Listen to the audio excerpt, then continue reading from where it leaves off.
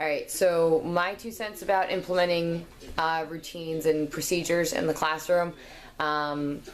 Personally, the things that I have found and the things that TFA have kind of preached to me are that you want to do it on a Monday or the first day of the week because you want it to be fresh, you want to have the whole week to practice it, and you don't, because the students will be fresh. And it feels like you're starting from scratch just at least for the week, so it doesn't seem completely random. The second thing is that I learned last year that you need to try a new routine for at least a week so students can get familiar with it and you can genuinely evaluate if it's working or not before you scratch it, because I would just create a routine and then get rid of it right away even if it was working or not.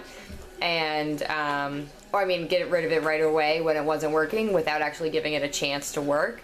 And then before you get rid of something, tweak it or try to tweak it. That way you don't scratch something that could have potential and just needs a little tweaking.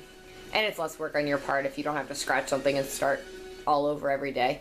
So the things when you're implementing routines that you need to absolutely do are just include in your directions when you introduce the routine why you're introducing the routine, like what purpose it's serving.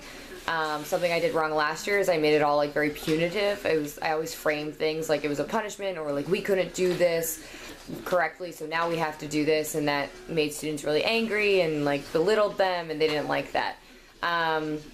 So I tried now to frame things as like positive, and if it's something it's my fault, then I always say that. So like, this isn't working, like I thought this would work, it's not your fault, but we need to try something new and hopefully that'll work. Then making sure your directions are like very clear and concise, using numbers. So like first we're gonna do this, then second we're gonna do this, and then third, and then using numbers really helps. And time periods, timing it while they're practicing it is helpful, and then obviously modeling it. So I guess I said those out of order, but so first you give really, really clear directions with an inclusion of the reason, and then you model it, and then you practice with students, and then I would time it. And something that works and might not work with seniors, but I'm not sure, it depends how competitive your students are. You might race. So like, I know I tried racing with students and I'm like, well, my first period did it under 30 seconds, so let's try to do it under 30 seconds or something like that.